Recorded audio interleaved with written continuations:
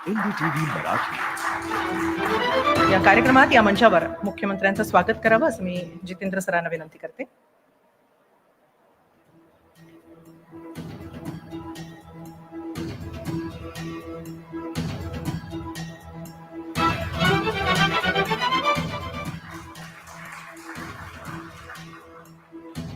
दोघांनी मंचावरच थांबावं, स्थानापन्न अशी मी विनंती करते. अनस्टॉपेबल महाराष्ट्रासाठी मुख्यमंत्री ही अनस्टॉपेबलच हवेत ना, आणि ते गेल्या वर्षभरात महाराष्ट्रानं पाहिलंही आहे. पण पुढची 4 वर्ष मुख्यमंत्र्यांच्या पुढच्या योजना कशा आहेत? त्या अनस्टॉपेबल आहेत की नाहीत? सुरू असलेल्या योजना बंद तर होणार नाहीत ना, अशा शंका विरोधकांनी उपस्थित केलेल्या आहेत. त्यावर मुख्यमंत्र्यांचं उत्तर काय? विकास प्रकल्पांसाठी राज्याची तिजोरी किती भक्कम आहे? महाराष्ट्रासाठी स्वतः मुख्य कारभारांच्या मनात काय आहे? राज्यात इज ऑफ डुईंग बिझनेस सह गुंतवणूक वाढीसाठी कसे प्रयत्न सुरू आहेत? राज्याची बुलेट ट्रेन पुढे नेताना राजकारणातही 4 डाव खेळावे लागतात. ही तारेवरची कसरत ते कशी करतात? जाणून घेऊया महाराष्ट्राचे मुख्यमंत्री देवेंद्र फडणवीस यांच्याकडून. त्यांच्याशी संवाद साधतील माझे सहकारी आणि NDTV मराठीचे इनपुट एडिटर विनोद तळेकर, आणि हिंदीतून त्यांच्याशी संवाद साधतील NDTV मराठीचे कार्यकारी संपादक जितेंद्र दीक्षित. मी विनोद तळेकर सरांना विनंती करते की त्यांनी मंचावर यावं.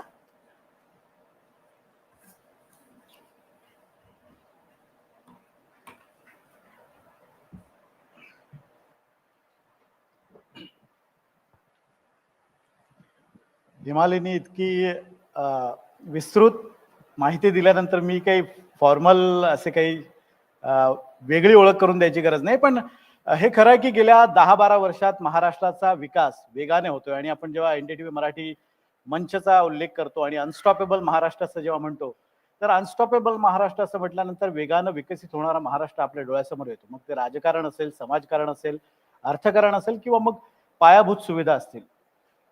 मुख्यमंत्री पदाच्या पहिल्या कार्यकाळात तुम्ही राज्याला समृद्धी महामार्ग सारखा एक मेगा प्रोजेक्ट दिला, कोस्टल रोड सारखा एक नाविन्यपूर्ण प्रोजेक्ट दिला, मेट्रोचं जाळं विस्तारलं. आता तुम्ही म्हटल्याप्रमाणे तुम्ही परत आलेला आहात. आता परत आल्यानंतर सुद्धा 1 वर्ष झालंय. या 1 वर्षातल्या कामगिरीचा आढावा घेताना सगळ्यात महत्त्वाचे असे कोणते निर्णय वाटतायत की जे महाराष्ट्रासाठी खूप चांगले ठरले? पहिल्यांदा तर मी NDTVचे आभार मानतो की आपण अनस्टॉपेबल महाराष्ट्र या कार्यक्रमामध्ये मला निमंत्रित करून महाराष्ट्राची जी अनस्टॉपेबल प्रगती आहे त्याचा आढावा घेण्याची संधी दिली. आणि गेल्या 1 वर्षामध्ये घेतलेले निर्णय, केलेली कामं ही अनेक मी सांगू शकतो. पण मला त्यापेक्षा महत्त्वाचं जर काही वाटत असेल तर जो काही माझा इतक्या वर्षाचा अनुभव आहे, पहिलेही मुख्यमंत्री राहिलो आहे, आणि म्हणून यावेळेस मी हा निर्णय केला होता की जोपर्यंत आपण बेस पक्का करत नाही तोपर्यंत प्रगतीचा वेग हा कमी अधिक होत राहतो. आणि म्हणून यावेळेस पहिल्यांदा मी ठरवलं की आपलं सरकार जे आहे हे शासन इन्स्टिट्यूशन म्हणून बिल्ड करायचं, एक त्याची संस्थात्मक बांधणी करायची. कारण माणसं येतात, माणसं जातात. आपण बघतो एखादा IAS अधिकारी चांगलं काम करतो, प्रगती होते, त्याच्याऐवजी दुसरा आला त्याला इनिशिएटिव्ह नसला. पण आपण एखादी कॉर्पोरेट कंपनी जर बघितली तर त्या ठिकाणी माणसं येतात, माणसं जातात, पण त्यांचा प्रगतीचा आलेख काही फार कमी होत नाही. आणि म्हणून एक इन्स्टिट्यूशन म्हणून आपल्याला कसं बिल्ड करता येईल याकरता पहिले 100 दिवसाचा कार्यक्रम आपण केला, मग 150 दिवसाचा कार्यक्रम आपण केला. आणि या दोन्ही कार्यक्रमांमध्ये पहिल्यांदा प्रत्येक विभागाला अंग झटकून वेगाने काम करण्याकरता त्या ठिकाणी आपण अजेंडा दिला. आणि सगळ्यात महत्त्वाचं काय होतं तर आम्ही नाही सांगितलं तुम्ही काय करायचं, आम्ही सांगितलं तुम्ही तुमचा 100 दिवसाचा कार्यक्रम ठरवा, आमच्या पुढे प्रेझेंट करा आणि तो 100 दिवसात करून दाखवा. पुढचा तुम्ही 150 दिवसाचा कार्यक्रम ठरवा. हे 4 मानक आहेत, या 4 मानकांवर तुम्ही काय करणार आहात आणि तुम्ही तो करून दाखवा. आणि या दोन्ही कार्यक्रमांमुळे जे विभाग आहेत त्या विभागांनीही वेग घेतला आणि त्यांनाही असं लक्षात आलं की आपली क्षमता काय आहे. आणि मग हे करत असताना सगळ्यात महत्त्वाचं काय असतं की जायचं कुठे आहे, दिशा काय आहे तुमची. तर ती दिशा आम्ही ठरवली 2047चा विकसित महाराष्ट्र 2047, जेव्हा देश 100 वर्षाचा होईल, देशाची लोकशाही 100 वर्षाची होईल, तेव्हा महाराष्ट्र कुठे असेल. आणि मग याचे 3 टप्पे केले. पहिला टप्पा 2030, दुसरा टप्पा 2035 आणि तिसरा टप्पा 2047. आणि याचं एक महाराष्ट्राचं विजन आम्ही तयार केलं. म्हणजे आता आपल्याकडे पूर्णपणे महाराष्ट्राच्या प्रगतीची मानकं काय आहेत आणि त्या मानकांकडे जायचा रोडमॅप काय आहे, या दोन्ही गोष्टी तयार आहेत. आता 1 वर्ष आम्ही पूर्ण केलंय. आता या नवीन वर्षामध्ये त्या जो मार्ग आता तयार केलेला, त्या मार्गावरनं गाडी वेगाने धावली पाहिजे, या दृष्टीनं आता आम्ही कारवाई सुरू केली आहे. म्हणून मला असं वाटतं की ही जे माझी दुसरी टर्म आहे किंवा तिसरी टर्म म्हणा, मधली एक छोटी जर पकडली तर ही टर्म जी डिटर्मिन होईल ती स्ट्रक्चर्ड अशा प्रकारच्या प्रशासनाच्या ची जी काही आपण व्यवस्था करतोय आणि त्या स्ट्रक्चर मधनं होणारा विकास, की जो मी असलो किंवा नसलो तरी तो होत राहील, अशा पद्धतीनं आपण आता विकासाचा सगळा मार्ग तयार केला. तुम्ही आता जो उल्लेख केला की मानकं आम्ही तयार केलेली आहेत, स्टँडर्डायझेशन, मी मला वाटतं तुम्ही या अगोदर सुद्धा कुठेतरी हा मुद्दा मांडलेला आहे. जरा सविस्तर याबद्दल सांगाल की नेमकी काय ही प्रक्रिया होती? बघा, पहिल्यांदा तर 2 गोष्टी होत्या की छोटी काही गोष्टी छोट्या असतात. उदाहरणादाखल महाराष्ट्र सरकारमध्ये आता समजा पोलीस विभाग आहे, तर पोलीस विभागाचे जे काही त्याचा आकृतीबंध आहे हा 1965ला तयार झाला. त्यानंतर तो आपण बदलला नाही. आता 1965ची आव्हानं, आजची आव्हानं, तेव्हाची टेक्नॉलॉजी, आजची टेक्नॉलॉजी, यात खूप फरक पडला. आज सायबर क्राईम आणि इकॉनॉमिक क्राईम हा स्ट्रीट क्राईम पेक्षा मोठा झालाय. तुमच्या पोलिसांची रचना ही सायबर क्राईमच्या दृष्टीने नाहीच आहे, ती स्ट्रीट क्राईमच्या दृष्टीने नाहीच आहे. किंवा 3 नवीन कायदे आले, त्यांनी फॉरेन्सिक आणि टेक्निकल एव्हिडन्स हा महत्वाचा केला. त्याची तुमच्याकडे तयारी आहे का? तर जवळपास 60 वर्षानंतर पहिल्यांदा सगळे आम्ही आकृतीबंध बदलले. पोलिसांचे लोकसंख्येमागे निकष काय असतील, पोलीस स्टेशनमध्ये कुठले कुठले अधिकारी असतील, कुठले कुठले विंग असतील, पोलीस स्टेशननी कामाची पद्धत काय आहे, अशा सगळ्या गोष्टी डिटर्मिन केल्या आणि क्वालिफिकेशन जे डिटर्मिन केले. उदाहरणादाखल मी सांगतो की समजा आपण पीडब्ल्यूडीचा विभाग घेतला, तर पीडब्ल्यूडी मध्ये इंजिनियरचं जे क्वालिफिकेशन किंवा एखादं हे होतं, हे 1978ला ठरलेलं होतं. आता 78चे इंजिनियर्सचे चॅलेंजेस आणि आजची टेक्नॉलॉजी यात खूप फरक पडलाय. आज जी मंडळी आहेत त्यांना जिओस्पेशियल डेटा वापरता आला पाहिजे. त्यामुळे या सगळ्या गोष्टी बदलायला सुरुवात केली आपण आणि जवळजवळ एक विभाग हा त्या ठिकाणी आपण कामी लावून त्या गोष्टी बदलल्या. आपण कंप्लीट नियम रिराईट केले. म्हणजे तुम्हाला सांगतो की समजा एक शासन GR नी चालतं. आता अनुकंपाचा विचार केला आपण. 2009 सालापासनं अनुकंपाचे जे लोक होते त्यांना नोकऱ्या नव्हत्या आणि अनुकंपाचा जेव्हा विचार आम्ही केला त्यावेळी 65 GR आम्हाला मिळाले. आता या 65 GRचा अन्वयार्थ कसा काढायचा? आता हे 65 GR अधिक्रमित करून एक सिंगल GR काढला आणि 2009 पासून 2025 पर्यंत जेवढी प्रकरणं होती की जी अनुकंपा करता त्या ठिकाणी पात्र होती, त्या सगळ्यांना एका झटक्यात आम्ही नोकरी दिली. म्हणजे हे मी वेगवेगळे उदाहरणं सांगतोय. अशा पद्धतीनं पहिल्यांदा इन्स्टिट्यूशन जी आहे, ही इन्स्टिट्यूशन पूर्णपणे बिल्ड करतोय आपण. आणि मग इज ऑफ डुईंग बिझनेस करता, उदाहरणादाखल आज इज ऑफ लिव्हिंग आणायची आहे.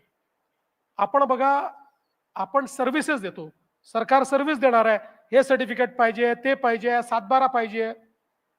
त्याचा आम्ही एक स्टडी केला आणि स्टडी केल्यावर असं लक्षात आलं की 42 फक्त 42 म्हणजे आम्ही 1200 सर्व्हिसेस देतो, 42 सर्व्हिसेस आणि स्कीम्स अशा आहेत 90% लोक त्याच ऍक्सेस करतात. म्हणजे आमच्याकडे 42 सर्व्हिसेस आणि स्कीम्स करता 90% ऍप्लिकेशन येतात, बाकी सगळ्या मिळून 10% असतात.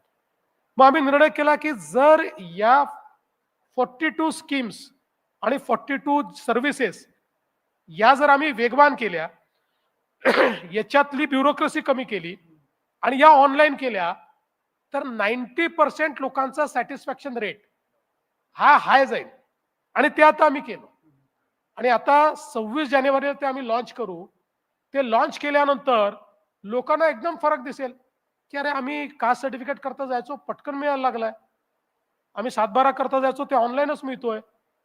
आणि हे सगळं करून याच्यामध्ये सगळं ऑनलाईन करत असताना बॅकएंडला देखील त्याच पद्धतीनं सगळी व्यवस्था आपण उभी केली. नाही तर काय होतं, ऑनलाईनचा अर्थ अप्लाय ऑनलाईन आणि मग सगळे एक table to table to table. आता असं नाही, कम्प्लीट बॅकवर्ड इंटिग्रेशन केलं. आणि आता 26 जानेवारी नंतर या सर्व्हिसेस व्हॉट्सअपवर देखील आम्ही आणतो.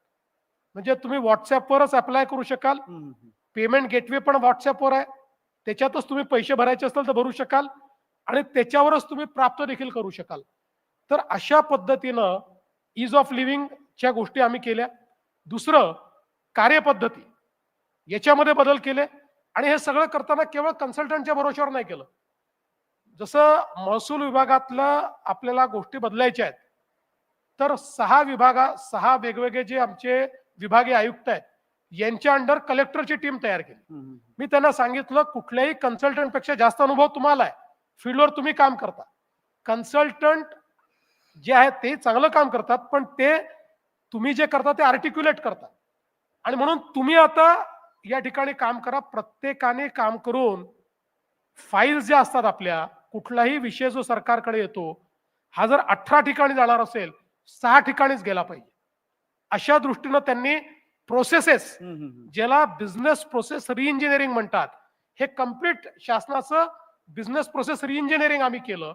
आणि ते आमच्या लोकांनी केल्यामुळे जे लोक रोज हे काम करतायत त्यांना अडचणी माहिती असल्यामुळे त्यांनी त्या अडचणी दूर केल्या. अशा अनेक गोष्टी, म्हणजे एकीकडे इन्फ्रास्ट्रक्चरच्या प्रोजेक्टचं होतातच आहे, पण प्रशासन म्हणून सर्व्हिस डिलिव्हरीमध्ये, स्कीम्स डिलिव्हरीमध्ये एक मोठं परिवर्तन या दिवसांमध्ये आम्ही आणलं. पण तुम्ही म्हणताय तुमच्या इच्छाशक्तीबद्दल आम्हाला खात्री आहे, तुमच्या कामाचा झपाटाही आम्ही बघितलेला आहे गेल्या 10-12 वर्षात. पण शेवटी घोडं येऊन अडतं ते निधीवर. आणि सध्या म्हणजे तुमचं त्याबद्दल प्रामाणिकपणाबद्दल कौतुक केलं पाहिजे. तुम्ही अधिवेशनाच्या पूर्वसंध्येला पत्रकार परिषदेत प्रांजळपणे कबूल केलं की राज्य दिवाळखोरीकडे नाही आहे, पण आर्थिक अडचणी जरूर आहेत. आर्थिक अडचणी असताना या सगळ्या गोष्टी, हे सगळे प्लान्स कसे एक्झिक्यूट केले जाणार? त्यातल्या 2 गोष्टी आहेत. पहिल्यांदा तर महाराष्ट्र एक खूप पॉवरफुल अशा प्रकारचं राज्य आहे. आजही देशामध्ये सर्वाधिक जीएसटी आपण कलेक्ट करतो. सर्वात जास्त जीएसटी हा महाराष्ट्र कलेक्ट करतो. एफडीआय मध्ये आपण नंबर 1 आहोत, स्टार्टअप मध्ये आपण नंबर 1 आहोत, गुंतवणुकीमध्ये आपण नंबर 1 आहोत, एक्सपोर्ट मध्ये आपण नंबर 1 आहोत. त्यामुळे अर्थव्यवस्था महाराष्ट्राची तशी तुलनेनं चांगली आहे. आता आपण जर अर्थव्यवस्थेच्या निकषांचा विचार केला तर 2 निकष महत्वाचे आहेत. पहिला निकष आहे की जे तुमचं फिस्कल डेफिसिट आहे हे 3% आत पाहिजे. आता मोठ्या राज्यांमध्ये कुठेही ते 3% आत राहिलं नाही. महाराष्ट्र एक राज्य आहे की ज्याने अजूनही 3% आत ठेवलंय. दुसरं, तुमचा डेट जीडीपी रेशिओ हा 25% वर गेला तर तुम्ही दिवाळखोरीकडे जाता. महाराष्ट्राने कायम तो 17-18% ठेवलाय. अजूनही तो 17-18% आहे. म्हणजे आपल्या जीडीपीच्या तुलनेत आपलं जे काही कर्ज आहे हे 17-18% आहे आजही. त्यामुळे अजूनही जे काही एक मॅक्रो फिस्कल आपली जी इकोसिस्टीम आहे ती अद्यापही चांगली आहे. पण त्याच वेळी आपण जर बघितलं तर आपल्या बजेटवर ताण आहे का, तर ताण आहे. कारण आपण समजा लाडकी बहीण योजना चालवतो, या एकट्या योजनेवर 44,000 कोटी रुपये द्यावे लागतात. ही आपला हा महसुली खर्च आहे एक प्रकारे. त्यामुळे किंवा शेतकऱ्यांना मोफत वीज आपण देतो, त्याचा खर्च आपला 25,000 कोटी रुपये. त्याच्यामुळे या सगळ्या गोष्टीचा ताण आहे.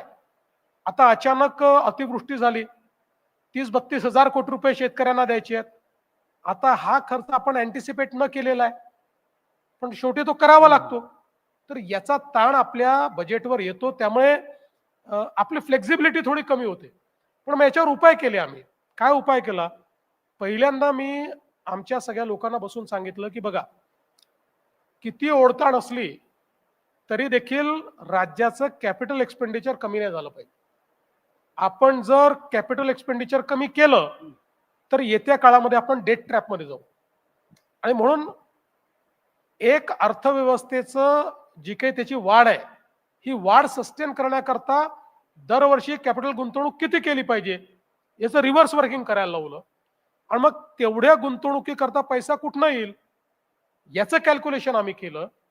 मग अतिशय इनोव्हेटिव्ह अशा प्रकारचे अनेक गोष्टी आम्ही आणल्या की ज्यातनं आपल्याला बजेटवर ताण न येता आपल्याला हा पैसा कसा उभा करता येईल, त्याचा परतावा कसा करता येईल, अशा पद्धतीचे अनेक आपण उपाययोजना केल्यात. आणि म्हणूनच आज तुम्ही बघा, महाराष्ट्रामध्ये 10 लाख कोटी रुपयाचे प्रोजेक्ट चालले आहेत. 10 लाख कोटी. आज देशामध्ये एकही राज्य नाही, इतर कुठलंही राज्य तुम्ही पकडलं तर 5 लाख कोटीच्या वर कोणी नाही. महाराष्ट्र 10 लाख कोटी रुपयाचे पायाभूत सेवा सुविधांचे प्रोजेक्ट करतोय आणि अजून 2 लाख 3 लाख कोटीचे आम्ही आता ऍड करतोय, त्याची सुरुवात आम्ही करतोय. त्यामुळे आपण अर्थव्यवस्थेतले जे काही चॅलेंजेस आहेत त्याच्यामुळे थांबण्याच्या ऐवजी आपण त्याच्याकरता एक वेगळी पद्धती शोधून काढली. आपण मग काही बीओटीचे नवीन प्रयोग केले, काही हायब्रिड एन्युटीचे प्रयोग केले, काही ठिकाणी आपण व्हीजीएफचे प्रयोग केले. अशा वेगवेगळ्या प्रयोगातनं काही ठिकाणी लँड मॉनिटायझेशन आपण केलं. आता काहीतरी वित्त खातं सगळ्या रेव्हेन्यू जनरेशन करणाऱ्या विभागांची एकत्रित बैठक घेऊन हो. रेव्हेन्यू जनरेशनचा असं अशा अनेक गोष्टी आपण करतो. त्यामुळे माझा सांगायचा उद्देश आहे की अनस्टॉपेबल महाराष्ट्रामध्ये आर्थिक अडचण आहे म्हणून महाराष्ट्र थांबला नाही आणि तो थांबणारही नाही. नवनवीन प्रोजेक्ट जे हातामध्ये घेतले आहेत, आता जसं शक्तीपीठचा जो महामार्ग आहे जवळपास 90,000 ते 1 लाख कोटीचा जाईल. आम्ही थांबणार नाहीये. आम्ही कुठल्याही परिस्थितीत 2026 मध्ये शक्तीपीठ महामार्गाचं काम सुरू करू म्हणजे करूच. शक्तीपीठच्या मुद्द्याकडे मी येतोच, कारण तुमच्या चंदगड मधल्या एका वक्तव्याचा पण संदर्भ आहे त्याला. पण मला हे विचारायचं, म्हणजे तुम्ही काही वर्षापूर्वी म्हणजे आधीच्या मुख्यमंत्री पदाच्या कार्यकाळात एकदा तुमचं विधान भवनातलं मी भाषण स्वतः गॅलरीत बसून ऐकलेलं आहे. तुम्ही पेन्शन संदर्भात, जुन्या पेन्शन संदर्भात बोलताना असं म्हणालात की भविष्यातल्या पिढ्या मला माफ करणार नाहीत जर मी हा निर्णय घेतला तर. त्यामागची तुमची कळकळ जाणवत होती की पुढच्या भविष्यातल्या पिढ्यांसाठी ही पेन्शन योजना बंद केली पाहिजे. आता आपल्याला हे कळतंय की आपल्या तिजोरीवर ताण लाडकी बहीण सारख्या योजनेचा आहे. लोकांनाही ते कन्व्हिन्स होत आहे की सरकारची ओढाताण होते. अशा वेळेला लोकांना कन्व्हिन्स करून ती योजना बंद करता येणार नाही का, किंवा ते करणे योग्य ठरणार नाही असं तुम्हाला वाटतं? मला असं वाटत नाही की ते आता बंद केली पाहिजे. याचं कारण मी सांगतो. आज तुम्हाला तो ताण वाटतोय. महाराष्ट्राची अर्थव्यवस्था इतकी डायनामिक आहे आणि आपल्या अर्थव्यवस्थेचा जो वाढीचा दर आहे तो असा आहे की 3 वर्षात ती सुसह्य होईल आणि 5 वर्षात आपण त्याच्यात कम्फर्टेबल होऊ.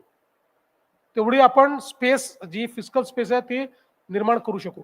बघा, 2 गोष्टी असतात की एक आपलं कॅपिटल एक्सपेंडिचर असतं, दुसरं रेव्हेन्यू एक्सपेंडिचर असतं आणि एक तिसरं सोशल सेक्टरवरचं एक्सपेंडिचर असतं.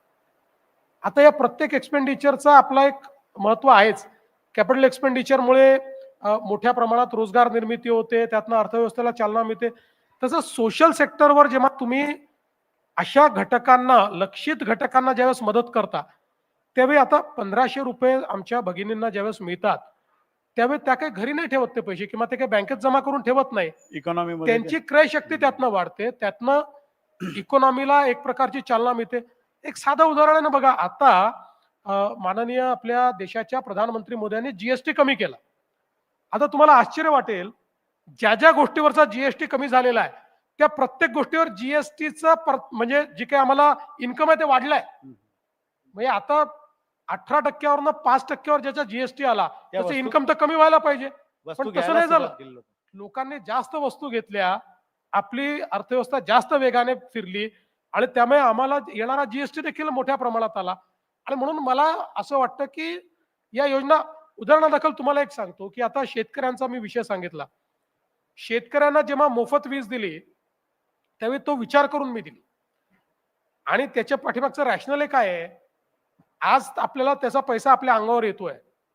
कारण आपण शेतकऱ्यांना साधारणपणे जी वीज द्यायचो ती आपल्याला 8 रुपयाची पडायची आणि शेतकऱ्याकडनं आपण ₹1.25 घ्यायचो किंवा ₹1.5 घ्यायचो मोठ्या शेतकऱ्यांकडनं.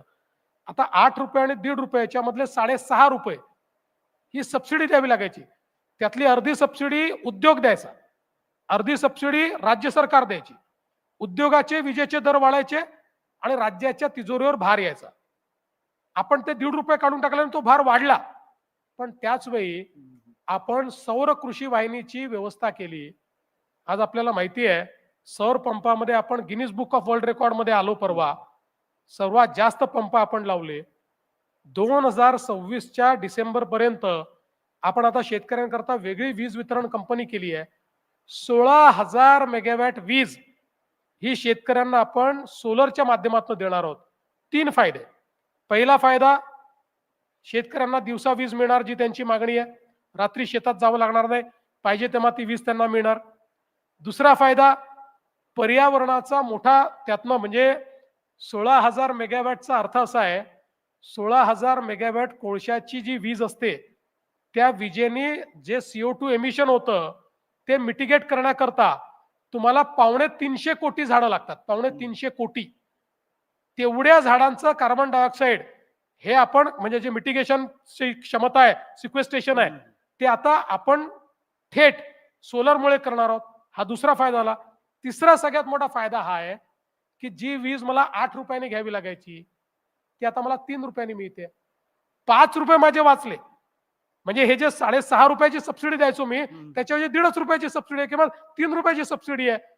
त्यामुळे 2025 ते 2030 या कालावधी करता जो मी MERCतनं रेट मंजूर करून घेतला, महाराष्ट्राच्या इतिहासात पहिल्यांदा गेले 25 वर्ष दरवर्षी विजेचे भाव महाराष्ट्रामध्ये 9% वाढायचे. आता पुढचे 5 वर्ष दरवर्षी 3% कमी होत जातील, कारण आपण सोलरची वीज आणली आहे. त्यामुळे मला असं वाटतं की हे जे काही आपण वेगवेगळे उपाययोजना केल्या आहेत या विचारपूर्वक केल्या आहेत. या बंद करण्याचं कारण नाही, या चालूच राहतात. देवेंद्र जी, आप महाराष्ट्र के होम मिनिस्टर भी हैं और उसी से जुड़े हुए मेरे कुछ सवाल हैं। नागपुर के पास में ही कुछ फासले पर गढ़चिरौली है और करीब 4 दशकों तक महाराष्ट्र का ये इलाका नक्सल से प्रभावित रहा है। हाल के वक्त में हमने देखा कि बड़े पैमाने पर नक्सलियों ने और नक्सलवाद के बड़े नामों ने आत्मसमर्पण किया, कई एनकाउंटर्स में भी मारे गए। लेकिन ये बताइए कि नक्सलवाद के ताबूत पर आखिरी कील कब ठुकेगी? महाराष्ट्र नक्सल फ्री कब हो जाएगा? देखिए, मैं ऐसा कह सकता हूं कि आज महाराष्ट्र नक्सल फ्री हो गया है। इसका कारण क्या है कि अभी महाराष्ट्र में नॉन नक्सल कोई बचे नहीं है। या तो वो एलिमिनेट हुए हैं या फिर उन्होंने आत्मसमर्पण किया है। अभी कुल मिलाकर 10 लोग, एक कंपनी 10 करके थी, इसमें बहुत ही लोअर कैडर के 10 लोग ये अभी बचे हैं, लेकिन वो सारे छत्तीसगढ़ में बैठे हुए हैं, वो महाराष्ट्र आते नहीं है। और मुझे लगता है, जो मेरा अपना आकलन है, कि वो भी अभी आत्मसमर्पण कर देंगे। तो आज तो there is no activity at all अब महाराष्ट्र। लेकिन इसको मैं आज नक्सलवाद से फ्री इसलिए नहीं कहता कि 3 साल तक जब तक हम इस परिस्थिति को बरकरार नहीं रखते, नेक्स्ट 3 इयर्स अगर हम इसी स्थिति को बरकरार रखेंगे तो 3 साल बाद मैं कहूंगा कि अब नक्सलवाद पूरे तरीके से समाप्त हो गया है। और हम लोगों ने एक नया मॉडल गढ़चिरौली में तैयार करके दिखाया कि नक्सलवाद को कम करने के लिए हमने केवल बंदूक का उपयोग नहीं किया। ये जो सारे सरेंडर्स हुए, इसके पीछे लोगों ने नक्सलवादियों को या माओवादियों को सपोर्ट बंद कर दिया। और उसका कारण क्या है? व्यवस्थाओं पर उनका विश्वास हमने वापस बैठाया। आज गढ़चिरौली में हम लोगों ने माइनिंग शुरू की, गढ़चिरौली में हम लोगों ने इन्वेस्टमेंट लाई। आप देख सकते हैं कि गढ़चिरौली में अभी जैसे लॉयड कंपनी है, 15 से 18 हजार लोगों को उन्होंने वहां पर नौकरी दी। अभी मैं वहां गया था और हमारी कुछ बच्चियां थी, उनसे मैं बात कर रहा था, आदिवासी समाज की बच्चियां थी। उसमें से एक बच्चे ने बताया कि कंपनी आई, मैं झाड़ू पोछे के लिए आ लगी थी और मुझे 12,000 रुपया पगार मिलता था। उसके बाद मुझे इन लोगों ने सिखाया और मैंने ट्रैक्टर चलाना सीखा, 25,000 रुपया पगार हुआ। उसके बाद मैं ट्रक चलाना भी सीखी हूं वहां पर, और मेरे को 54,000 रुपया पगार मिलता है। अब गढ़चिरौली जैसी जगह एक आदिवासी लड़की 54,000 रुपया अगर उसको महीने का पगार मिलेगा तो उसकी जिंदगी बदली है। तो ऐसे हजारों लोगों की जिंदगी वहां बदली, लोगों ने परिवर्तन देखा। आपकी जानकारी के लिए, अगर आप 2 व्हीलर का सेल देखेंगे तो गडचिरोली ने सारे रिकॉर्ड तोड़ दिए टू व्हीलर के सेल में। तो कहीं ना कहीं लोगों को ध्यान में आया कि माओवाद कम हो रहा है और आज करीब 3 लाख करोड़ का इन्वेस्टमेंट गडचिरोली में हो रहा है। देश की नेक्स्ट स्टील सिटी ये गडचिरोली बन रहा है। अब आने वाले दिनों में हम लोग प्रयास कर रहे हैं कि हम इसको ग्रीन स्टील हब बनाना चाहते हैं। हम प्रयास कर रहे हैं, चूंकि जिस समय समृद्धि महामार्ग मैंने बनाया उस समय हमने गैस पाइपलाइन डाली हुई है, तो वो गैस हम लोग लाना चाहते हैं गडचिरोली तक और हम लोग gas based industry green steel हम बनाना चाहते हैं। और गडचिरोली में ऐसी क्षमता है, हमने उसका कैलकुलेशन किया है कि एक बार हमारा फ्यूल का एक लॉन्ग टर्म कॉन्ट्रैक्ट अगर हो गया तो हम चाइना से भी कम कीमत में गडचिरोली में ग्रीन स्टील बना सकते हैं। तो ये एक परिवर्तन हुआ, ये लोगों ने देखा, इसलिए लोगों ने माओवादियों को मदद करना बंद कर दिया और उसके कारण नई भर्ती नहीं हुई। माओवादियों की जो भर्ती होती थी वो पूरी तरीके से बंद हो गई और जो पुराने लोग थे उनके ध्यान में आ गया कि इसके बाद हम कर नहीं सकते और इसलिए सबने आत्मसमर्पण कर दिया। तो हम ये मान सकते हैं कि महाराष्ट्र नक्सलवाद से मुक्त हो गया, लेकिन औपचारिक ऐलान के लिए और 3 साल तक वेट एंड वॉच करना देखिए, होगा। आज भी ऐलान कर सकते हैं, लेकिन it is always safe to wait, क्योंकि ये हो सकता है कि कुछ लोग रिग्रुपिंग का प्रयास कर नहीं पाएंगे। अभी देखिए, एक समय ऐसा था कि करीब करीब ये समझ लीजिए 3 से 4 हजार स्क्वायर किलोमीटर के एरिया में सारा ये नक्सलवादियों का डोमिनेंस था। उसको लिबरेटेड एरिया कहते थे, लिबरेटेड एरिया। अभी वो मात्र 600 स्क्वायर मीटर पे आया है, मात्र 600, और वो भी 3 आउटपोस्ट हम और खोलेंगे और कंप्लीट लिबरेटेड एरिया समाप्त हो जाएगा। 100% हमारा डोमिनेंस वहां पर हो जाएगा। अभी भी वहां नक्सल नहीं है, लेकिन हमारा भी डोमिनेंस नहीं है, क्योंकि हमारा सारा जंगल का इलाका होने से वहां पर हमारा कोई आउटपोस्ट नहीं है। 3 आउटपोस्ट खोलेंगे, उसके बाद 100% पुलिस का डोमिनेंस होगा। There will be not a single inch of liberated area. Devendra ji, एक और समस्या है नक्सलवाद के अलावा, और जो सिर्फ महाराष्ट्र की समस्या नहीं है, गैरकानूनी तरीके से बसे बांग्लादेशियों की, और कई राज्यों में खास करके महाराष्ट्र में भी उनके खिलाफ कड़ी कार्रवाई की जा रही है। अब ऐसे में कुछ लोग ये आरोप लगा रहे हैं, अगर हम बात करें पश्चिम बंगाल की मुख्यमंत्री ममता बनर्जी, उनका कहना है कि पुलिस ऐसे लोगों को टारगेट कर रही है जो सिर्फ बांग्ला भाषी हैं और उनको अवैध बांग्लादेशी बताकर जो है उनको गिरफ्तार कर लिया जाता है, उनको बाहर भेज दिया जाता है। अब देखिए, बांग्लादेशी ये गुजराती या मराठी तो नहीं बोलेगा, वो तो बोलेगा बंगाली भाषा। बांग्लादेश की भाषा ही बंगाली है। तो अब बांग्लादेशी कभी भी आप पकड़ोगे तो बंगाली भाषा में बोलेगा, तो उसमें ये बोलना कि भाई बंगाली बोलता है इसलिए आप उसको पकड़ रहे हो, देखिए there are some distinct features जिससे आप बांग्लादेशी आइडेंटिफाई कर सकते हो। उनकी बंगाली में और भारतीय बंगाली में भी फर्क है। और ये जब हम लोगों को पकड़ते हैं तो उसके बाद एक तफ्तीश होती है, उसकी एक एसओपी है। उस एसओपी के अनुसार जब वो लोग प्रूव नहीं कर सकते, और अभी तक ये ध्यान में आया है कि 90% केसेस में वो लोग कबूल लेते कि हम कहां से आए हैं, कैसे आए हैं, किस रूट से आए हैं। 10% ही केसेस ऐसी होती है कि जिसमें आपको बहुत तफ्तीश करके निकालना पड़ता है, बहुत उसकी जांच करनी पड़ती है और उसमें से आपको निकालना पड़ता है। बाकी 90% लोग तो मान जाते हैं और हम लोग उनको डिटेक्ट करते हैं और डिपोर्ट करते हैं। तो ये बहुत बड़े पैमाने पर महाराष्ट्र में भी हुआ है।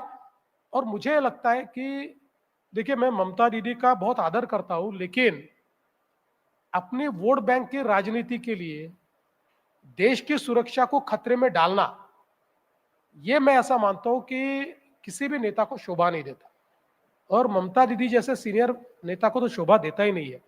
आज देखिए क्या हालत है बंगाल की। अरे भाई, बंगाल में आज जिस प्रकार से घुसपैठिए बैठे हुए हैं और देश में जो भी गैर कानूनी काम होते हैं वो आखिर में घूम फिर कर वो घुसपैठियों तक ही पहुंचते हैं। वो लोग उसको कई लॉजिस्टिकल सपोर्ट देते हैं, कई अलग प्रकार का सपोर्ट देते हैं। तो इसमें तो मुझे ऐसा लगता है कि कोई कोताही नहीं होनी चाहिए। देखिए, इसमें तो कोई राजनीति का विषय नहीं है। कोई अगर इलीगली किसी को आना है बांग्लादेश से, वो ले वीजा, भारत का आ जाए, स्वागत है। लेकिन अगर कोई घुसपैठ करता है तो उसको वापस भेजना हमारा काम है, हमारा कर्तव्य, हम करते रहेंगे। देवेंद्र जी, एक और सवाल है आपसे, आपके होम डिपार्टमेंट से ही जुड़ा हुआ और थोड़ा पॉलिटिकल भी है। आप अमूमन कोई भड़काऊ भाषण देते हुए या प्रोवोकेटिव स्पीच देते हुए नहीं देखे गए कि किसी के प्रति आप नफरत भरी बात बोल रहे हों, लेकिन आप ही के कैबिनेट के एक सहकर्मी हैं नितेश राणे, जिनके ऊपर आए दिन आरोप लगता है कि वो भड़काऊ भाषण देते हैं, कड़वा बोलते हैं किसी कम्युनिटी के खिलाफ। आपने भी एक दो बार कहा है कि मैं उनकी बातों से सहमत नहीं हूं, लेकिन उसके बावजूद भी हर हफ्ते 10 दिन में उनकी तरफ से ऐसे बयान आते हैं। तो क्या वो इस तरह की बातें करते हैं, उनके प्रति आपकी सहमति है, या फिर उन्होंने आपके निर्देशों को इस मामले में मानना बंद कर दिया है, या आप दोनों गुड कॉप बैड कॉप खेल रहे हैं? इस तरह के भी आरोप मुझे ऐसा लगता है पिछले कई दिनों से उन्होंने ऐसा कोई स्टेटमेंट दिया नहीं है। जब से मैंने उनसे बात की है तब से मुझे कोई ऐसा उनका बहुत भड़काऊ स्टेटमेंट कोई नजर नहीं आया है। देखिए, एक व्यक्तित्व होता है अपना अपना, कुछ लोग थोड़े स्ट्रांग व्यूज वाले होते हैं, कुछ लोग सैयद होते हैं, तो उनकी एक अपना एक उनकी पर्सनैलिटी है, वो पर्सनैलिटी थोड़ी स्ट्रांग पर्सनैलिटी है, और यंग भी है। तो कभी कभी जो यंग आदमी होता है वो भाषण करते समय तेज में भाषण करता है, लेकिन जब आप किसी भी संवैधानिक पद पर होते हैं तो उस समय आपने संवैधानिक मर्यादाओं का पालन करके ही बोलना चाहिए, ये मानने वाला में से मैं हूं। इसीलिए जब उन्होंने कोई बात कही और उसका कुछ अलग अर्थ निकल रहा था तो मैंने उनको डायरेक्ट बात करके बताया कि आपको एक लंबी पारी राजनीति में खेलनी है तो संवैधानिक पद पर रहकर असंवैधानिक बात आपने नहीं करनी चाहिए। उन्होंने भी उसको माना और उन्होंने अपने जो स्टाईल है उसको काफी बदला है। नितेश राणेंचा विषय आलाय, पण इतरही म्हणजे आता 1 वर्षाच्या कालावधीत 2 मंत्री त्यांच्या मंत्रिपदावरनं जावं लागलं, म्हणजे धनंजय मुंडे असतील आणि माणिकराव कोकाटे असतील। त्यानंतर अजित पवार हे तिसरे मंत्री, ज्यांचा मुलगा पार्थ पवार, त्यांचं एक प्रकरण जमिनीचं आलेलं आहे।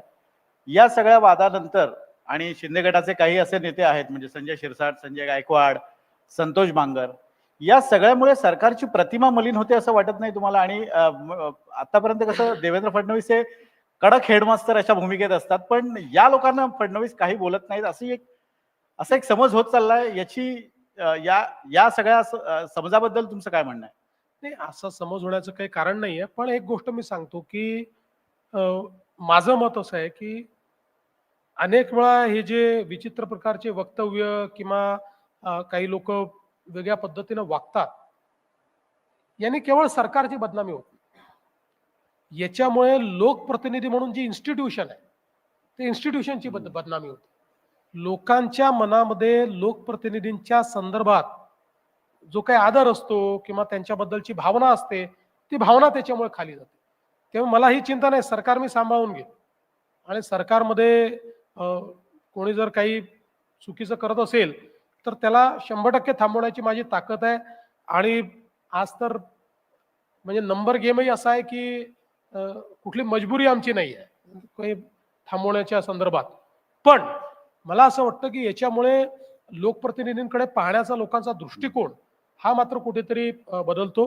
आणि म्हणून या संदर्भात शिंदे साहेबही स्वतः आम्ही त्यांच्याशी चर्चा केली, त्यांनी त्याच्यामध्ये इंटरव्हेन्शन करून अनेक वेळा सांगितलं की बाबा आपलं बोलणं आणि दुसरं आपण जे काही वागणं या 2 गोष्टींमध्ये काहीतरी नियंत्रण, काहीतरी संयम असला पाहिजे। आता तुम्ही जो दुसरा प्रश्न अजितदादांचा सांगितला तर त्या प्रकरणामध्ये जे काही पुण्यातलं जमिनीचं प्रकरण आहे त्याच्यामध्ये सरकारने एकाही मिनिटाचा वेळ लावला नाही, कोणी मागणी केली नव्हती। लोकांची मागणी याच्या आधी मी त्याच्यामध्ये आदेश दिले, त्यामध्ये आपण FIR दाखल केला। पण त्या FIR मध्ये सर पार्थ पवारांचं नाव पण नाहीये। अगदी करेक्ट आहे तुमचं म्हणणं। बघा, क्रिमिनल ज्युरिस्प्रुडन्स मध्ये FIR हा फर्स्ट इन्फॉर्मेशन रिपोर्ट असतो। FIR मध्ये नाव आहे म्हणजे तो दोषी आहे असं नाही, आणि FIR मध्ये नाव नाही म्हणून एखादा दोषी नाही असंही नसतं। FIR होताना कसा FIR होतो तर त्या ठिकाणी यांनी विकली म्हणजे सरकारची जागा विकणाऱ्यावर FIR झाला, घेणारे जे होते त्याचा सिग्नेटरी कोण आहे त्या सिग्नेटरीवर झाला, आणि जे अधिकाऱ्यांनी मदत केली त्यांच्यावर झाला. आता हे झाले FIR मधले आरोपी. आता ज्यावेळेस त्याची चौकशी होते त्या चौकशीमध्ये अजून कोण कोण दोषी आहेत हा दोषारोप त्याचा फायनल होतो आणि मग दोषारोप पत्र जे जातं ते खरं कोण आरोपी आणि कोण नाही आहे ठरवतं. FIR आरोपी ठरवत नाही, दोषारोप पत्र आरोपी ठरवतं. हे दोषारोप पत्र आता ज्यावेळेस जाईल त्यावेळेस तुमच्या हे लक्षात येईल की बाबा त्या दोषारोप पत्रात तुम्हाला सांगावं लागतं एखाद्याला आरोपी बनवलं तर का बनवलं आणि का नाही बनवलं नाही तर का बनवलं नाही. अजून ती चौकशी चाललेली आहे. त्यामुळे याच्यात आम्ही कोणाला वाचवणार नाही आहोत, वाचवण्याचं कारणही नाही आहे. जे दोषी असतील त्यांच्यावर कारवाई होईल. या संदर्भात अनेक लोक आरोप करतात, म्हणजे अंजली दमानी असतील, विजय कुंभार असतील, पुराव्यासह ते काही गोष्टी मांडतायत. तर जी समिती या प्रकरणाची चौकशी करते त्या समिती समोर यांना आपले पुरावे देण्याची मुभा असणार आहे का? त्यांना दिलं, समितीने बोलवलं त्यांना आणि अंजली दमानी असतील किंवा बाकीचे जे लोक आहेत त्यांनी समिती समोर जाऊन आपले पुरावे मांडले आणि समितीने त्यांना पूर्ण हिअरिंग दिलेलं आहे. हे ओपन आहे, याच्यामध्ये कुठली लपवालपीचं कारणच नाहीये. कोणीही थर्ड पार्टीनेही रेलेव्हंट पुरावा दिला आणि तो पुरावा जर रेलेव्हंट असेल तर तो ग्राह्यच धरला. दुसरा अजून एक मुद्दा असा आहे की वारंवार शिंदे सरकारमध्ये नाराज असल्याच्या बातम्या येत असतात. गेल्या काही दिवसांमध्ये शिंदेच्या दिल्लीच्या फेऱ्या सुद्धा वाढलेल्या आहेत आणि मधल्या काही काळात 2-3 प्रोग्राम्स असे होते की जिथे तुम्ही एकमेकांशी बोलताना दिसलेले पण नव्हतात, म्हणजे पब्लिक अपीअरन्स मध्ये. अर्थात याचा अर्थ असा नव्हे की तुम्ही दोघं एकमेकांशी पब्लिक अपीअरन्स मध्ये बोललात नाही म्हणून तुमच्यात काहीतरी वितुष्ट आहे, पण देहबोली बरंच सांगून जात असते आणि त्याच्या ज्या चर्चा उठतायत यावर तुम्ही कधी विचार केलाय का? शिंदेशी बोललात का? असं आहे की अशा कपोकल्पित गोष्टींवर आम्ही जर खूप आपला वेळ घालवत बसलो तर आम्हाला कामाला वेळ कधी मिळेल. आता तुम्हाला एक उदाहरण सांगतो. मागे पालघरला एका हेलिकॉप्टरमधनं आम्ही गेलो. एका गाडीत बसून, 2 गाड्या असतात आमच्या, तरी एका गाडीत बसून आम्ही कार्यक्रमात गेलो. कार्यक्रमात आजूबाजूला बसलो, मी माझे पॉइंट्स वाचतोय किंवा नावं वाचतोय ते त्यांचे, कारण त्यांना भाषण करायचं होतं, मला भाषण करायचं होतं. तेवढा शॉट काढला, बघा दोघं आजूबाजूला बसले आणि एकमेकाशी बोलले नाही. आता याला काय अर्थ आहे? आता तुम्ही कसंही कॅमेरा फिरवू शकता. तुम्ही आणि मी माझ्याकडे पाहतोय, यांच्याकडे पाहत नाहीये, एखादा दाखवू शकतो यांना इग्नोर केलं, दाखवता येतं की बघा कसं इग्नोर केलं यांना. याला काही अर्थ नाही आहे. बेसिकली तुम्हाला एक सांगतो की आता शिंदे साहेबांचा एक पर्सनॅलिटी आहे. तुम्ही मला सांगा, तुम्ही किती वेळा शिंदे साहेबांना हसताना पाहिलंय? नाही, ते म्हणजे गंभीर चेहरा आहे त्यांचा. माझा चेहरा नाही आहे तेवढा. तुम्ही तर हसरे आहात ना. हा, माझा नसतो गंभीर. पण तुम्ही गंभीर दिसता अशा नाही, वेळेला. मी गंभीर वगैरे नसतो. बघा, मी तुम्हाला सांगतो की मी फार कमी तुम्हाला गंभीर दिसेल. आता शिंदे साहेबांचा चेहरा हा गंभीरच असतो आणि म्हणून शिंदे साहेब हसलेच नाही. मी त्या दिवशी म्हटलं शिंदे साहेबांना, शिंदे साहेब आता कुठेही गेलं की पहिले कॅमेऱ्याकडे पाहून आपण दोघांनी हात मिळवायचा, जोरात हसायचं, एकमेकाच्या गळ्यात हात घालायचा, त्याचे 2 पोस्ट द्यायचे आणि मग आपापल्या कामाला लागायचं. काही अडचण नाहीये, आमचा ताळमेळ अगदी चांगला आहे. बघा काय असतं, खाली काही प्रॉब्लेम होतात, नाही होत असं नाहीये. त्यांनी आमचे लोक घेतले, आम्ही त्यांचे लोक घेतले, नाराजी राजी झाली, आम्ही बसलो, सोडवलं. कारण शेवटी पक्ष आहेत ना 2. त्यामुळे आता हे सगळे जे काही निर्णय होतात ते काही रोज आमच्या चर्चेवरून होत नाही, पण त्याच्यातनं तणाव नाही निर्माण होत. आम्ही बसतो, परवाही आम्ही बसलो एकत्रित, बसून ठरवलं की खाली सगळ्यांना सांगायचं की कोणी एकमेकाचे लोक घ्यायचे नाही, घ्यायचे असतील तर दुसऱ्यांचे घ्या, आपापसात घ्यायचे नाही, संपला विषय. त्यामुळे असं काही त्यातनं बाबा आता सरकारला धोका आहे, शिंदे साहेब कुठेतरी चालले आहेत, शिंदे साहेब काही जाऊन त्या ठिकाणी तक्रारी करतायत, असं काही नाही. बघा, शिंदे साहेब दिल्लीला का जातात? त्याचा मुलगा दिल्लीत आहे. डॉक्टर श्रीकांत शिंदे हे खासदार आहेत, ते दिल्लीमध्ये असतात, त्यामुळे ते जात असतात दिल्लीला. आणि दुसरं असं आहे की देशाचे गृहमंत्री आमचे नेते आहेत, आमची 10 कामं त्यांच्याकडे असतात, त्यांच्याकडे गेलं तर काय वाईट आहे? मी जातो, ते जातात, पण अजितदादाही जातात. बरं, अजितदादा गेले, तुम्ही असं नाही म्हणत की नाराज होऊन गेले म्हणून. असं कसं? अजितदादा जाऊन भेटतात गृहमंत्र्यांना. पण सर, जिथे धूर निघेल तिथेच तर आपण आगीची शक्यता व्यक्त करतो. मला धूर चुकीचा दिसतो, हा प्रॉब्लेम आहे. बरं, आता काही दिवसांपूर्वी, म्हणजे 2च दिवसांपूर्वी आदित्य ठाकरेंचं एक विधान होतं की 22 आमदार शिंदेचे फुटणार आहेत. त्यावर तुमचं एक वक्तव्य होतं की शिवसेना हा आमचा मित्रपक्ष आहे, शिवसेना महायुतीतच आहे, अशा वेळेला त्यांचे नेते आम्ही का तोडू, उलट ते कसे त्यांचा पक्ष वाढेल यासाठी आम्ही मदत करू. याचा अर्थ असा काढायचा का की 2029 पर्यंत कोणताही विद्यमान आमदार किंवा खासदार शिंदेच्या शिवसेनेतला भाजपमध्ये येणार नाही? विद्यमान येणार नाही आणि त्यांच्यासोबत असलेला माजी पण येणार.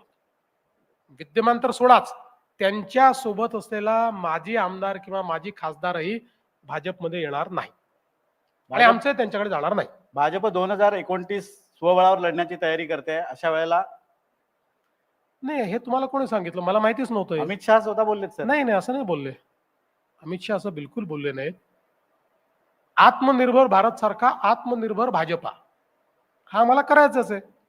आम्ही जर पक्ष चालवतोय तर आपल्या पक्षाचं बळ वाढलं पाहिजे, हे तर प्रत्येकाला वाढतंच, ते आम्हालाही करायचं आहे. पण मी तुम्हाला सांगतो की 2029लाही आम्ही आमच्या मित्र पक्षांना सोबत घेऊन आम्ही 29ची निवडणूक लढू.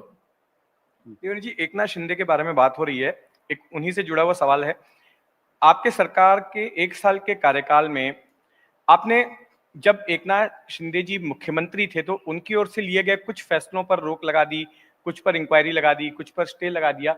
आप खुद भी उप मुख्यमंत्री थे उस वक्त में, तो इसकी जरूरत क्या पड़ी? नहीं नहीं, मैंने कोई इंक्वायरी या स्टे नहीं लगाया भैया। देखिए कैसा था कि जिस समय हमने कुछ फैसले किए थे उस समय हमारे दायित्व अलग थे और बाद में हमने नए दायित्व स्वीकारे। जैसे आपने लाडली बहन की बात की या किसानों को मुफ्त बिजली देने ये बात की, तो ये दायित्व हमारे हमारे बढ़े। तो इसलिए मैंने शिंदे साहब को विश्वास में लेकर मैंने उनको कहा कि अब हमारे फाइनेंसिंग ऑप्शंस अलग हो गए।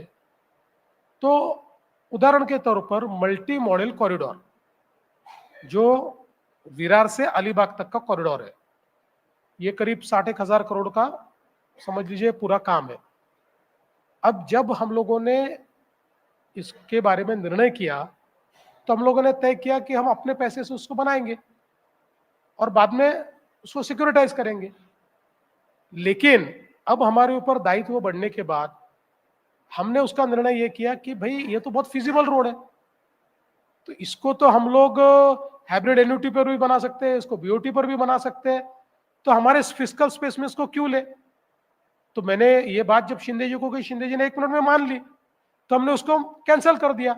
अब न्यूज ये हो गई कि शिंदे जी ने लिया हुआ निर्णय मैंने कैंसिल कर दिया। भाई उनको विश्वास उनकी साइन से किया है, मैंने नहीं किया, डिपार्टमेंट उनका था, मैंने उनको कहा उनकी साइन से उसको हमने कैंसिल किया और नए तरीके से अब हम वो कर रहे हैं। तो इसलिए ऐसा कोई उनके सारे फैसले मैंने रद्द किए ऐसा नहीं है, बदले हुए दायित्व में हमने उसकी पद्धति को बदला। लेकिन महाराष्ट्र के राजनीतिक गलियारों में जब से आप मुख्यमंत्री बने तब से एक चर्चा बड़ी आम होती है और बार बार होती है कि शिंदे साहब इस बात को पचा ही नहीं पा रहे हैं कि वो मुख्यमंत्री से उप मुख्यमंत्री हो गए, और इस अफवाह को या जो भी बोले इस चर्चा को इस वजह से भी ज्यादा बल मिलता है क्योंकि वो बार बार दिल्ली जाते हैं, आपकी पार्टी के बड़े नेताओं से मिलते हैं और इसकी वजह से इस चर्चा को और ज्यादा बल मिलता है। देखिए, जब तक वो दिल्ली जाकर मेरी पार्टी के नेताओं को मिल रहे हैं तब तक चिंता की कोई बात नहीं है। मैं इतना ही ध्यान रखूंगा कि वो दूसरी पार्टी के नेताओं को न मिले और वो नहीं मिलेंगे, इसलिए कोई वो दुखी नहीं है। देखिए, ये अल्टीमेटली पॉलिटिक्स जो है वो समय कैसा उस पर डिटरमिन होता है। मैं मुख्यमंत्री था, हमने नई सरकार बनाई, उस समय ये लाजमी था कि उनको मुख्यमंत्री बनाया जाए क्योंकि हम कॉन्फिडेंस नहीं पैदा कर सकते थे, जो लोग साथ में आए थे, तो सबने मिलकर निर्णय किया, उनको मुख्यमंत्री बनाया। उसके बाद चुनाव में भारतीय जनता पार्टी को 137 सीटें मिली, तो फिर ये लाजमी हुआ कि भाई इतना बड़ा दल होने के बाद कोई दल अपना मुख्यमंत्री पद कैसे छोड़े। और जिस समय शिंदे जी से बात हुई, मैं आपको बिल्कुल सच बात बता रहा हूँ, इसमें इतना सा भी रत्ती भर भी कोई झूठ नहीं है।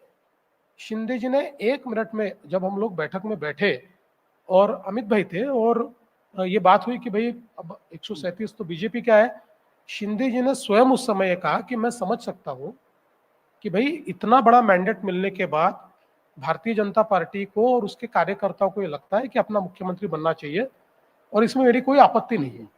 तो उन्होंने कोई ऐसा निगोशिएशन नहीं चला हमारा कि भाई शिंदे जी को हम मनाने जा रहे हैं, नहीं नहीं शिंदे जी आप मान जाओ, आप मान जाओ, ऐसा नहीं हुआ।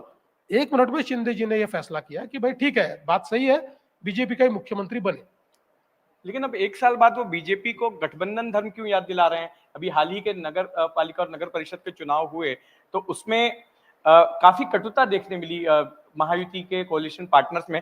सामने राहुल कुलकर्णी मेरे सहकर्मी बैठे हैं, उन्होंने पिछले हफ्ते इंटरव्यू किया था एकनाथ शिंदे जी का, और उसमें उन्होंने ये बात कही कि बीजेपी को गठबंधन धर्म निभाना चाहिए। नहीं, उन्होंने मतलब किस कॉन्टेक्स्ट में कहा मुझे पता नहीं है, कॉन्टेक्स्ट यही था पर कि मुझे लगता है कि बीजेपी कॉन्टेक्स्ट यही हो सकता है कि उन्होंने हमारे कुछ लोग लिए और हमने उनके कुछ लोग लिए, तो उन्होंने मुझसे बात की, उन्होंने मुझे कहा कि भाई ऐसा नहीं होना चाहिए। मैंने उनके ध्यान में लाकर दिया कि शिंदे जी ये आपके लोगों ने शुरू किया है, आप लोगों ने पहले हमारे 5 लोगों को उल्लासनगर में लिया, तो फिर हमारे लोगों ने कल्याण डोंबिवली में आपके लोगों को लिया, तो हम दोनों के लिए ठीक नहीं है। तो उस कॉन्टेक्स्ट में उन्होंने कहा हो सकता है, लेकिन कुल मिलाकर मुझे ऐसा लगता नहीं है कि, और मैं तो ये कहता हूं कि शायद महाराष्ट्र के इतिहास में ये चुनाव इसलिए अलग है, इस चुनाव में, पूरे चुनाव में कंप्लीट, मैंने इतनी सभाएं की, एक भी सभा में मैंने मेरे साथियों पर तो छोड़ दीजिए, अपोजिशन पे भी नहीं बोला। I did not even criticise the opposition. ये पहला चुनाव है कि जिसमें मैंने सिर्फ पॉजिटिव प्रचार किया। आप मेरा कोई भी 42 भाषण है मेरे, 42 में से कोई भी भाषण आप निकालिए, शहर का विकास कैसे होना चाहिए, हमारी योजनाएं क्या है, हम पैसा कहां से लाएंगे, शहर को कैसा बदलेंगे, हमारे प्लान क्या है, इसी पर मैंने भाषण किया। एक भी भाषण में एक भी विरोधी नेता को, एक भी विरोधी पार्टी को मैंने चैलेंज भी नहीं किया, खंडन भी नहीं किया, कुछ भी नहीं किया। एक पॉजिटिव वोट, और मैं बोलता था कि मैं आपको एक पॉजिटिव वोट मांगने के लिए आया, तो इसलिए मुझे लगता नहीं कि कोई उसमें तू मैं की कोई बात ही नहीं हुई हमारी। अभी परसों के दिन आपकी जो शिंदे साहब के साथ बैठक हुई तो उसमें महानगर पालिका चुनाव को लेकर क्या बातें तय हुई हैं, कुछ हमारे साथ साझा कर पाएंगे? हाँ, कर देंगे, ऐसी कोई सीक्रेट बातें तो है ही नहीं। जी। तो मुंबई महापालिका यही स्पेशल तय हुआ है कि महानगर पालिका के चुनाव को साथ में मिलकर लड़ना है, इसलिए हर एक महानगर में वो उनके 3-4-5 प्रमुख लोग नामित करें, हम हमारे 3-4-5 चुनिंदा लोगों को तय करें, और वो लोग साथ में बैठकर सीट शेयरिंग के ऊपर चर्चा करें और ये प्रयास करें कि कंसेंसस करके हम लोग साथ में ये चुनाव लड़े। मुंबई ठाणे के अलावा पूरे महाराष्ट्र की सभी पूरे महाराष्ट्र में हम विचार करें। शेवटचे 2 प्रश्न। आता काही दिवसांपूर्वी पृथ्वीराज चव्हाणांचं एक विधान तुम्ही ऐकलं असेलच, म्हणजे पृथ्वीराज चव्हाण म्हणाले की मराठी माणूस पंतप्रधान बनणार, म्हणून हा मी प्रश्न विचारत नाहीये, तर जे कोणी आता बीजेपी मधले महत्वाचे नेते आहेत त्या 2-3 नेत्यांमध्ये तुमचं नाव घेतलं जातं आणि ज्या ज्या वेळेला मोदींचा उत्तराधिकारी कोण हा प्रश्न येतो त्या देवेंद्र फडणवीसांचं नाव येतं, असं काही तुमच्या मनात आहे का की त्या दृष्टीने काही पावलं पडतायत? पहिल्यांदा तुम्हाला सांगतो, बाप जिवंत असताना उत्तराधिकारी शोधणारी आपली संस्कृती नाही, ही मुघलांची संस्कृती। मुघल हे करायचे, आपण हे करत नाही। दुसरी गोष्ट अशी आहे की आता मोदीजींचा उत्तराधिकारी शोधण्याचं कारण याकरता नाही, देशाला अतिशय चांगल्या पद्धतीनं मोदीजी लीड करतायत। आज जागतिक नेतृत्व भारताने तयार केलंय। आपण पूर्वी जगात किस झाड की पत्ती अशी हालत होती, आता जगाचं फोकल पॉइंट आपण झालेलो आहोत। जिओ पॉलिटिकल जी सिच्युएशन आहे ती मॅनेज करणारे आपण झालो आहोत आणि अशा परिस्थितीमध्ये हेच नेतृत्व भारताला पुढे नेऊ शकतं। दुसरं, आज सुदैवाने मोदीजींची तब्येत उत्तम आहे, मोदीजींची एनर्जी उत्तम आहे आणि आपण जर बघितलं तर 40 वर्षाच्या तरुणाला लाजवतील इतकं काम मोदीजी करतात। रोज 17-18 तास काम करतात। आम्ही हे बघतो 17-17 तास काम करत असताना बैठकीमध्ये सारी जांभई घेताना आम्ही बघितलं नाही त्यांना आजपर्यंत। मग इतका एक चांगला नेता, त्याचं नेतृत्व इतकं फुलत असताना आणि फिजिकली आणि मेंटली फिट असताना उत्तराधिकाऱ्याचा विचार कशाला करायचा? आता काही उत्तराधिकाऱ्याचा विचार करण्याची आवश्यकता नाही। मोदी जे आहेत 2029 लाही मोदीजीच देशाचे प्रधानमंत्री होते। अलीकडे पब्लिकली तुमचा उल्लेख करताना तुमच्या पक्षातले सहकारी असतील, नेते असतील, तुमचा उल्लेख देवा भाऊ असा करतात. म्हणजे आतापर्यंत देवेंद्र फडणवीस साहेब, मुख्यमंत्री महोदय, यानंतर देवा भाऊ, हे स्थित्यंतर याबद्दल तुम्हाला काय वाटतं? मनात तुमच्या काय भावना आहे ते ज्यावेळेला देवा भाऊ असं संबोधन तुम्हाला संबोधलं जातं? आणि मला खूप आनंद आहे. बघा काय असतं की साहेब एक स्तर आहे, तो त्यात अंतर आहे. देवा भाऊ म्हटल्यानंतर एक जवळीक आपुलकी आहे. आहे, एक जवळीक आहे. आणि म्हणून मला तरी कोणी देवा भाऊ म्हटलं तर मनापासून आवडतं. आणि मला असं वाटतं की कदाचित हा जो काही माझा प्रवास आहे देवेंद्र ते देवा भाऊ, हा एक प्रकारे लोकांच्या मनामध्ये मी गेलो आहे किंवा लोकांची एक आत्मीयता, एक जवळीक तयार झाली आहे. त्यामुळे मी देवा भाऊ झालो आहे. म्हणून मी या प्रवासावर फार समाधानी आहे आणि जन्मभर मला देवा भाऊच राहायला आवडेल. जाते जाते एक आखिरी सवाल आपसे देवेंद्र जी, हाल ही में जिस मौके पर राज ठाकरे और उद्धव ठाकरे एक साथ एक मंच पर आए, तो राज ठाकरे ने कहा कि हमें तो देवेंद्र फडणवीस साथ लेकर आए, और उनका इशारा उस सरकारी नीति की तरफ था कि स्कूलों में जो हिंदी पढ़ाया जाने वाला फैसला किया गया था। ठाकरे बंधुओं के साथ आने का क्या चुनाव नतीजों पर असर पड़ेगा? बीएमसी के चुनाव या मैं महानगर पालिका के चुनाव की अगर बात करूं तो, और अगर पड़ेगा तो किस तरह का असर पड़ेगा? पहले तो मैं राज ठाकरे जी का बहुत आभार व्यक्त करता हूं कि जो चीज श्रद्धेय बाळासाहेब ठाकरे ने प्रयास किया लेकिन वो नहीं कर पाए, जो चीज उनके सारे घर वालों ने प्रयास किया लेकिन नहीं कर पाए, जो चीज उनके दोस्तों ने प्रयास किया लेकिन नहीं कर पाए, वो चीज अगर मैं कर पाया और दो भाइयों को साथ में ला पाया तो इससे बड़ा कॉम्प्लीमेंट और क्या है। तो मुझे बड़ी खुशी है कि अगर उनको ऐसा लगता है। जहां तक उनके साथ में आने का सवाल है, कोई एक निर्णय से साथ में आने का विषय नहीं है। एक प्रकार से आज जो पॉलिटिकल स्पेस है, उस स्पेस में उनको ये लगता है कि साथ में आने से वो अपना शेयर इंक्रीज कर पाएंगे। ये पॉलिटिकल मजबूरी है उनको साथ में आना, इसलिए वो साथ में आए। तो मैं उसका दोष नहीं दूंगा। कोई भी पॉलिटिकल पार्टी अपना अलायंस पार्टनर जो चुनती है, वो इसी के लिए चुनती है कि उसकी स्पेस बढ़ानी है। हाँ, जहां तक चुनाव का सवाल है, तो मुझे लगता नहीं है कि इनके साथ में आने से कोई बहुत अंतर आएगा, कोई बहुत परिवर्तन होगा, ऐसा मुझे लगता पण नहीं है। ठाकरे ब्रँडचं आव्हान वाटतं या महापालिका निवडणुकीत, विशेषतः मुंबईमध्ये? मी यापूर्वी पण बोललोय आणि पुन्हा एकदा तुम्हाला सांगतो, ठाकरे ब्रँड हा एकच होता।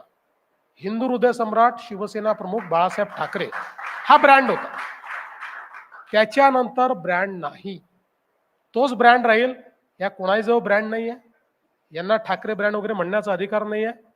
आणि हिंदू हृदय सम्राट शिवसेना प्रमुख बाळासाहेब ठाकरे यांच्या विचाराचा वारसाही यांनी जपला नाहीये, तो वारसाही शिंदे साहेबांकडे। मग त्या ब्रँडचं काही असेल तर ते शिंदे साहेबांकडे गेलाय, यांच्याकडे काही ब्रँड नाही। ब्रँडचा बँड बाजा वाजवला यांनी, त्यामुळे काही प्रॉब्लेम नाही।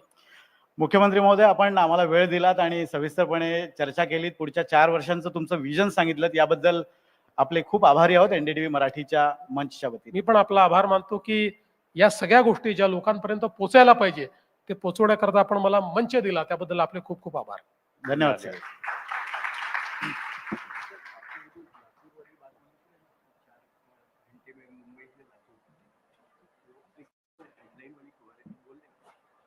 एक मिनट, मराठी टीवी में सरने भी बोला था कि मुंबई से लातूर जो है वो 4 घंटे में। हाँ, वही इसके लिए एक दो शक्तीपीठाचा मुद्दा मगाशी आला होता, बोलण्याच्या ओघात राहून गेला, मी उल्लेखही केला होता। चंदगडमध्ये तुम्ही असं म्हटलं होतं की शक्तीपीठ महामार्ग होणार, चंदगड मार्गे तो महामार्ग केला जाईल, पुनरारेखनाचं तुम्ही काहीतरी म्हटलं होतं। आणि दुसरा म्हणजे एक लातूर मुंबई असा एक प्रकल्प तुमच्या डोक्यात आहे, त्या संदर्भात तुम्ही काहीतरी बोलत होता। से की हा जो शक्तीपीठ मार्ग आहे, हा आता याचं फायनल आरेखन आम्ही पूर्ण केलंय। धाराशिव पर्यंत त्याचं जुनंच आरेखन आम्ही ठेवलेलं आहे। धाराशिव नंतर सोलापूर जिल्हा, सांगली आणि कोल्हापूर याच्यामध्ये ते आरेखन आम्ही बदललेलं आहे।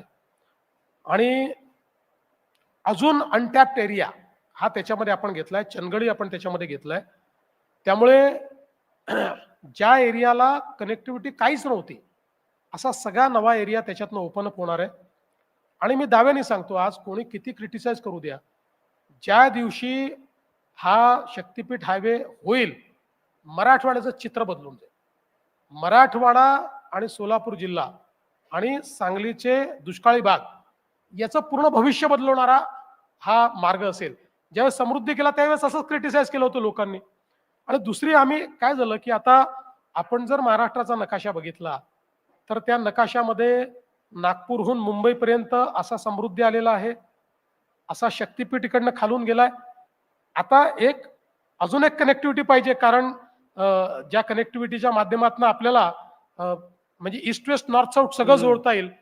तर त्या दृष्टीने आता आम्ही एक मार्ग तयार करतोय की हा मार्ग पूर्ण झाल्यानंतर लातूरवरनं मुंबईला पोहोचायला 4.5 ते 5 तास लागतात.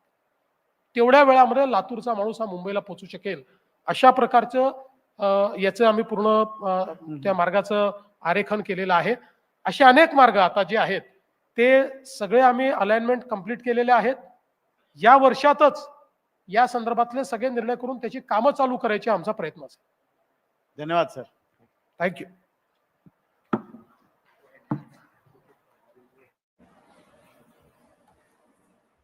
धन्यवाद जितेंद्र सर आणि विनोद सर आणि मुख्यमंत्री साहेबांना सुद्धा खूप खूप धन्यवाद वेळात वेळ काढून इथं आल्याबद्दल.